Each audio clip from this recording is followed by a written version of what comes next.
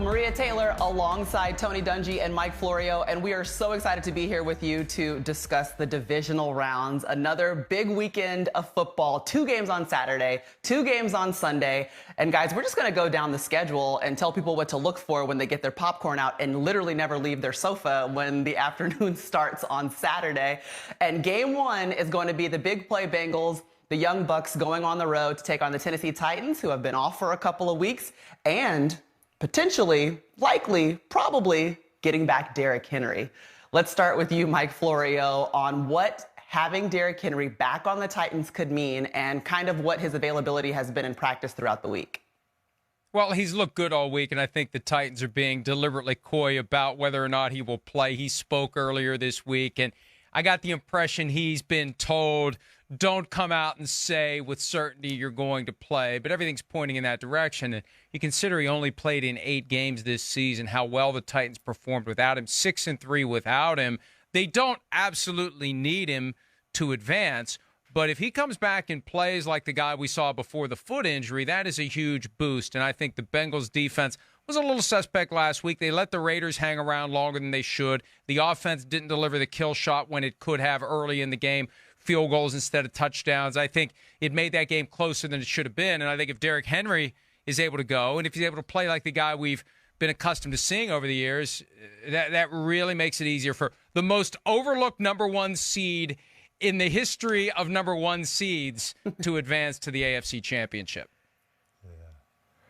I think you're right, Mike. I don't think there's any doubt that he's going to play. The question is, how effective will he be? We saw Cam Akers come back, and I was, hey, how's he going to go? And he was fresh. He was lights out. If Derrick Henry can give them that type of energy, look out for Tennessee. That's going to be a big help to them. Derrick Henry has not played since week 9, but Coach, let's go through the fact that the Tennessee Titans have withstood injuries, COVID. Ryan Tannehill has stood in there losing Derrick Henry. They still managed to get the 1 seed. They still managed to get the bye. What has allowed them to still be that number 1 overall seed, despite the fact that they have dealt with a lot of adversity this season, and like Mike Florio just said, might be the most overlooked 1 seed that we have this season? I think it really is resiliency, and it's just a credit to Mike Vrabel and the culture that he's established down there. We're not going to make any excuses. It doesn't matter what happens. We've got to go out there and play and win games. And they haven't always been impressive. I've sat there, we've sat there on the show and said, gee, they didn't look good today. They won the game, but gosh, they're not the same Titans. Well, they've made their way through that, and they've continued to win, and they believe they can win no matter what. They believe they can win without Derrick Henry. But I promise you, if he's back and playing the way he can play, that's going to help them, because now when you have to stop Henry, that just changes everything defensively when you go against them. And Maria, to your point, the Titans set an all-time NFL record with 91 different players used in games this year. And they broke the previous record in week 12. That's how far they've gone beyond what previously was the high watermark for number of guys used. And it's credit to Mike Vrabel, keeping the guys focused, holding it together. I think something he learned playing for Bill Belichick, was never on Belichick's staff, but played there in New England. The idea that if someone gets injured, there's no excuses, there's no woe is us, there's no it's not our year. They very easily could have done that after they lost Derrick Henry, because we all thought, oh, well, it was fun while it lasted. They just keep pushing forward, and here they are. And on the flip side of that, okay, so if the Titans would be overlooked, I would say the Bengals would be the team that everyone's looking at. I mean, they're waiting to see what is the play that's going to be made. But we know the Jamar Chase and Joe Burrow connection. What does Mike Vrabel, their defense, have to do to slow it down? Because it seems like the Bengals turn on that chemistry, Coach. Yeah, and Mike Vrabel has learned from the best. He's learned from Bill Belichick that you take away what the other team does best. What Cincinnati does best is get these big, quick striking plays on the outside to Jamar Chase. So I know the Titans are going to come out and say, we're not going to let that happen. Other guys may beat us. Chase may beat us with 10 catches underneath, but we're not going to give him those one-on-one shots just to take those chances down the field. So I think you're going to see Joe Burrow have to be a little bit more patient, maybe use Joe Mixon in the running game more, come to his other receivers, and he's not shy about that. He'll throw to wherever his matchup dictates. But I don't see Cincinnati hitting 40 points and all these crazy long passes to Jamar Chase. Remember that game when the Bengals went toe-to-toe with the Chiefs and ultimately won, how jarring it was that the Chiefs never adjusted, never adapted, never took away Jamar Chase, just took their chances and got burned repeatedly. And I think the Titans will indeed do the Bill Belichick thing, take away Jamar Chase, force Joe Burrow to go through his progressions and hope that they can get to him with their front seven before he finds whoever it is that's open, whether it's T. Higgins, Tyler Boyd, C.J. Uzomah, whatever the case may be, and maybe force them to just try to run the ball because there was a period during the regular season where the Bengals just took advantage of Joe Mixon and made the game shorter and had fewer possessions, but were successful that way. But they got to take away Jamar Chase, or we've seen that he can get it done. Between Burrow and Chase, they will kill you if you don't take Chase away. That's job number one for the Titans. How do you see, Coach, the secondary of the Tennessee Titans matching up with the playmakers that we see on the perimeter for Cincinnati? They've got a good secondary, and I think the key is not just, as Mike said, line up, bump and run coverage. Oh, here you go, Joe. Just take your pick. No, we've got to disguise a little bit, change it around, double this way, that way, but not give you the same look. And Tennessee will do that. Now, can they just line up and match up one-on-one with all those receivers? I don't think so, but I think you're going to see some disguise element. They've got a very good pass rush, so I think that's going to help those guys. And this is the point so in the that's how we season. start the day. Oh, go ahead, Mike.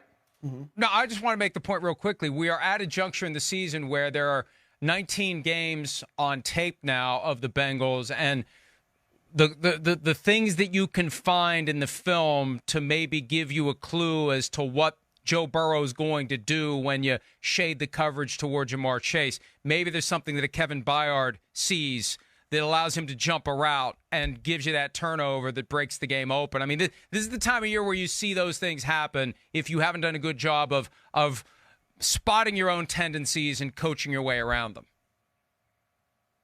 And remember, Kevin Byard's an all-pro safety as well. So either way, we're going to see a great battle, some great matchups on the perimeter. Let's talk about game 2 of our Saturday. If that's a great way to start it, first of all, you know you're going to see some big plays. You know you're going to see a great matchup. How about the San Francisco 49ers going on the road to take on the Green Bay Packers, who have been patiently waiting? And we've already seen this matchup once. It came down to the very last possession. It came down to a field goal. And that's a great setup for what we're going to see in this postseason, and a 49ers team that, although they make some mistakes, it seems as though they are starting to hit their stride. Coach, what will they have to do against Green Bay, who has been very consistent over the course of the last 7 weeks?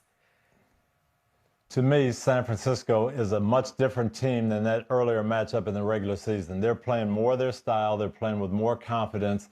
The key to me is going to be their health. If they've got all their guys, if Nick Bosa can play, if Fred Warner can play, if all the blocks are there, they've got a great chance in this game because they can run the football, they can be physical, and they can rush the passer if everybody's healthy. So Green Bay is playing outstanding ball, but San Francisco, it's a good matchup, and if they're healthy, they're going to be very confident going into Green Bay.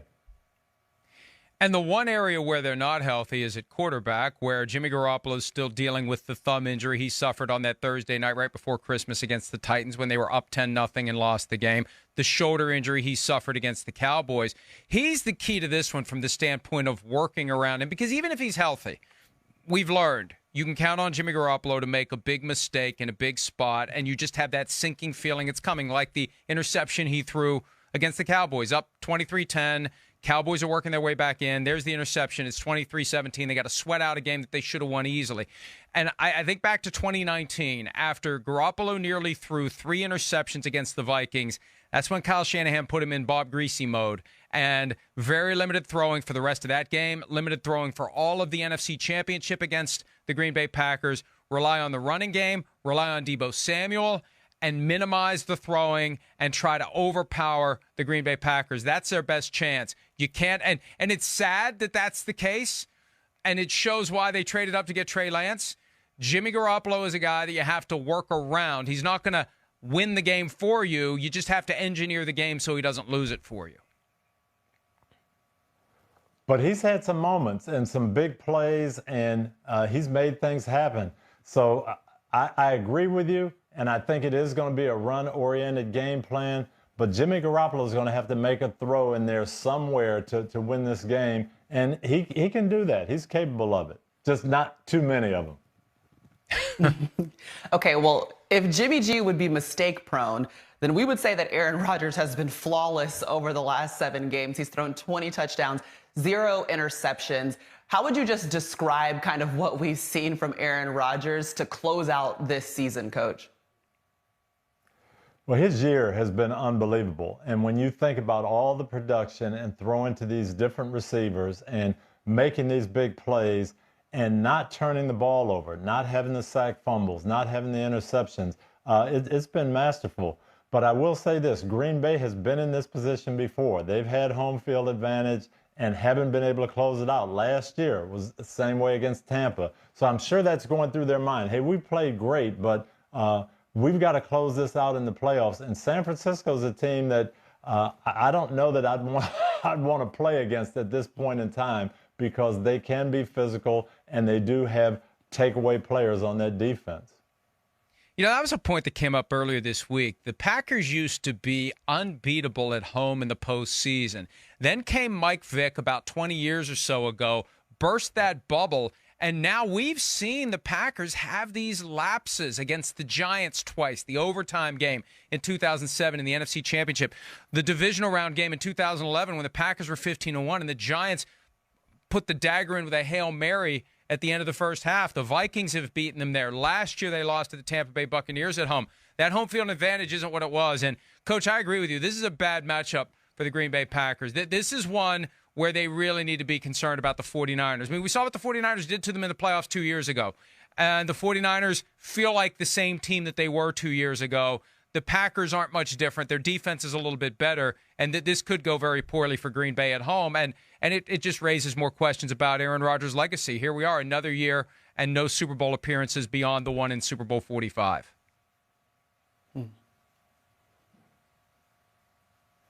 And that 2010 Super Bowl is what they're trying to get back to, for sure. We'll see whether or not the rest has helped. We'll see whether or not being at home can mean something again to be a Packers fan, and whether or not they can get a victory over the 49ers. It's been 118 days since their initial meeting earlier this season, where, again, it was a 2-point game and came down to the final possession.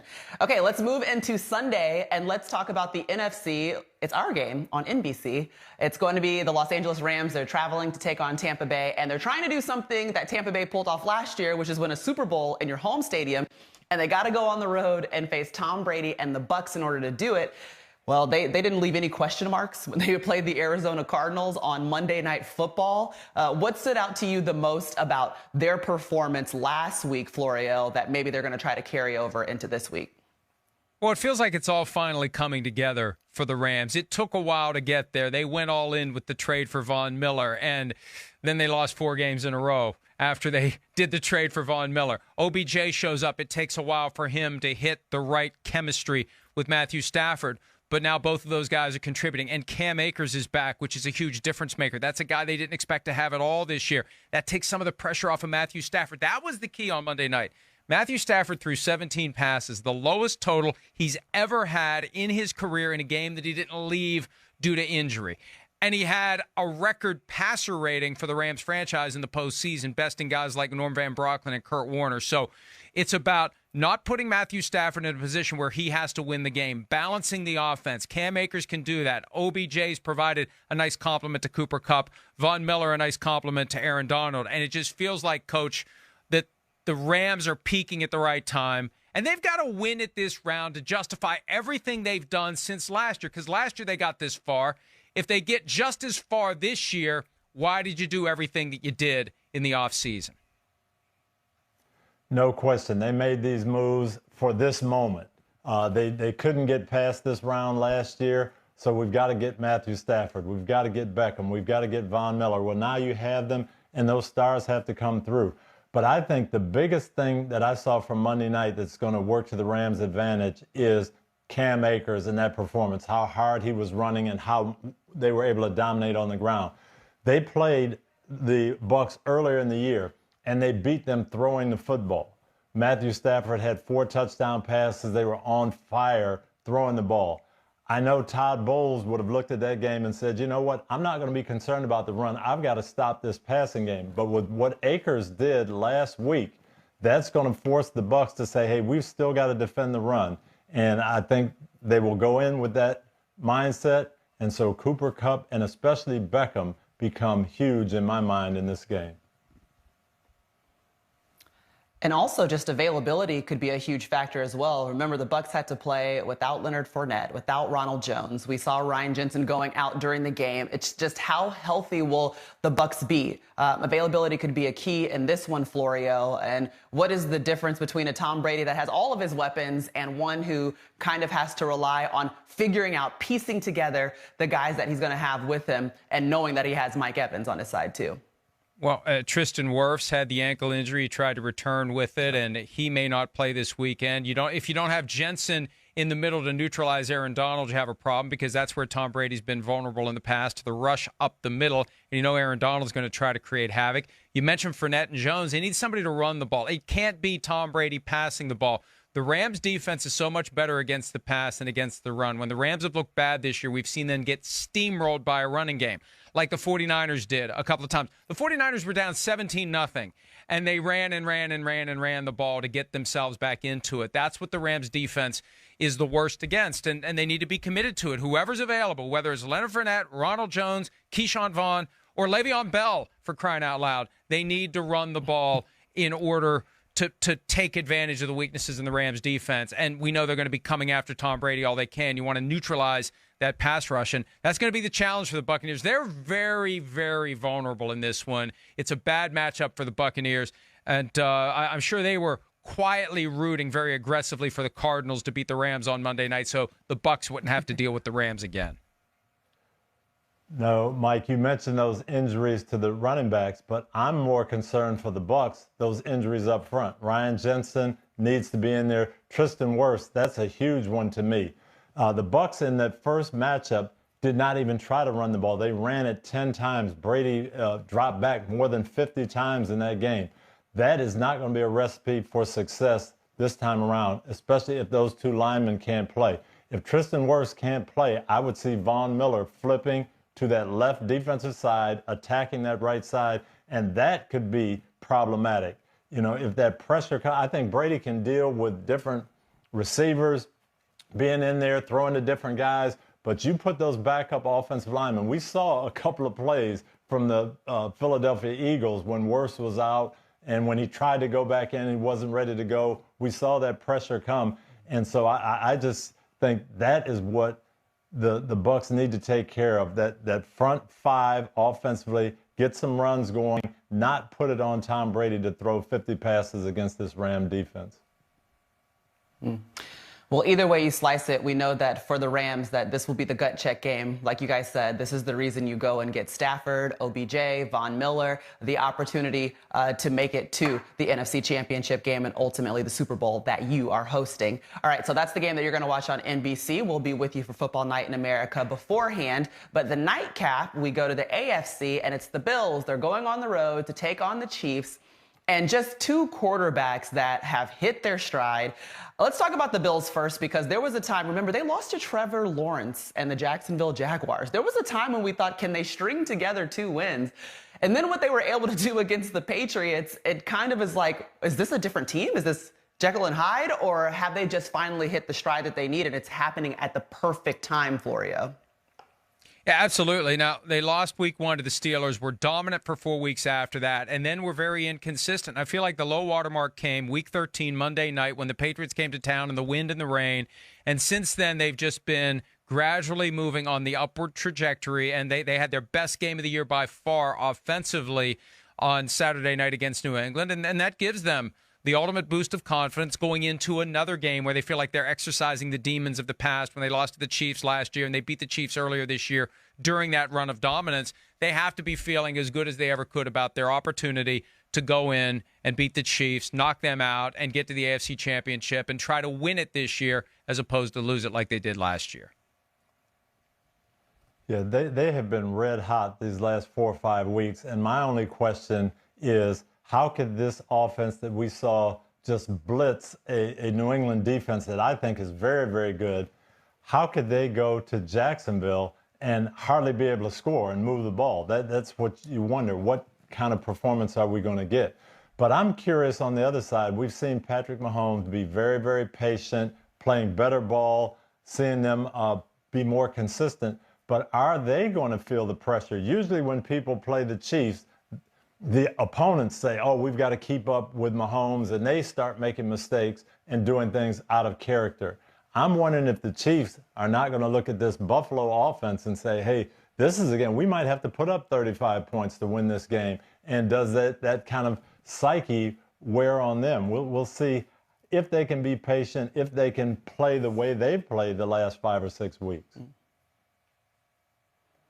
Well, and when we watched the Chiefs, we were watching them last week, Coach, and remember the first 5 possessions they didn't score. It was an interception. It was a fumble. And you're sitting there thinking, okay, here we go. And then they score the next 6 possessions. I guess the question is, do they have that room for mistaken error? I mean, it's different when you're going against the Steelers that had their own issues trying to generate offense. Could that be a difference for the Chiefs in this one, Coach? The Chiefs are a funny team. They have that kind of confidence. Hey, we've played in the playoffs and we've gotten down to Houston 24-0. We've, had 6 possessions in the first quarter against Pittsburgh where we don't do anything, then we score 6 times in a row. That's their mentality. But against Buffalo, that could be different because they're so explosive. And if Buffalo gets a little momentum, we saw what happened in that New England game. I think the Chiefs need to come out and play well from the opening whistle. I don't think they can afford to fall behind Buffalo like that. They're too explosive, the Bills are. Yeah, Coach, you're absolutely right. I mean, I've been calling it basically a tennis match where somebody's got to break serve at some point, ideally in the fourth quarter. You've got to match each other stride for stride. The Bills-Patriots game was essentially over when Micah Hyde made that interception and the Bills went down and made it 14-0 because the Patriots aren't built to come from behind. The Chiefs are. The Chiefs can score 28 points in a quarter if they have to, but you don't want to get yourself in a position where you have to do it against a Bills team that has shown no signs of letting up. And as crazy as it sounds, because we talk about with the Chiefs, sometimes the best way to defend them is to have slow, methodical drives that keep Patrick Mahomes on the sidelines for as long as possible. In a weird sort of way, the Chiefs may want to think about trying to do that with Josh Allen. Take your time, long drive. Make him frustrated when he's on the field. Make it feel, it's been 9 minutes since I've been out here, and we really need to make something happen with this drive because the Chiefs had a 13-play, 78-yard drive, and they got a touchdown. We have to strike quickly, and they make a mistake. And I feel like for the first time since we've realized the best way to defend Patrick Mahomes is keep him on the sidelines, maybe the Chiefs' best move is to keep Allen on the sidelines for as long as they can. I agree. I think you're absolutely right, and I wouldn't be surprised to see Andy Reid try to play that way. I think the key to that game, as well as our game, is going to be pass rush. Which front 4 can get pressure on the other quarterback without blitzing? That's who's going to win this ball game. Can I get you guys to pick this game? Because I don't know that we'll get to do it in our show, and I would actually like to hear, Florio. I know you have to do it eventually, so who are you going with in this one? I already did it. No, Sims and I do it every Thursday. I lock in 3 days in advance. I got the Bills in this one. I think the Bills win 41-38. Okay. I think it'll come right down to the end. I hope it comes down to the end. Look, hey, last weekend, the games looked good on the way in. On the way out, it's like we didn't get many good games. I hope we get great games across the board this week, and that'll be the capper. And I hope it goes down to the wire, but I think the Bills pull it off. As Sims makes a great point, the Bills seem hungrier than the Chiefs right now. Coach? I've been thinking about this, and everything kind of tells you Buffalo. They've played more consistently in the last 4 or 5 weeks. They were really red hot against New England. But I'll say this, 2 things in Kansas City's favor. Playing at home in the playoffs is still a big advantage. And I think the team that loses the first matchup in the regular season has the advantage. They make some adjustments. The other team, the team that wins, you're kind of afraid to make adjustments. Hey, we played well. Why should we change? So I just think the Chiefs' mentality and playing at home 29-28. Wow. Okay. Coach, I'm so glad you brought that up because that allows me to make the shameless plug that's why the Georgia Bulldogs won the national championship because they lost in the SEC championship. So they had all of the momentum. They wanted to win. Go ahead, Mike. Maria, we want to know your pick. You got to break the tie. I was literally trying to get out before you said that because I've spent a lot of time in Buffalo this year, so I almost feel like I have to pick Josh Allen and the Bills, but I'm going to roll with, the Chiefs being at home and also just having a championship pedigree. You've been there before. You've been down, like you guys have said, so they know how to deal with playing from behind. They know how to play from ahead as well. And I think I'm going to go with Patrick Mahomes and the Chiefs. And I'm sorry, Josh Allen, all the Bills fans. You guys have great Buffalo wings. It was amazing being there. But I'm going with the Chiefs this year. So that's all the time we have for today, guys. That was great. We're 3 wins away from crowning a Super Bowl champion. That's how close we are to the end of this season. We will see you on Football Night in America. We're coming to you live right before the Rams and Bucks game. And have a great weekend. Get your popcorn and enjoy some NFL football. We'll see you on Sunday.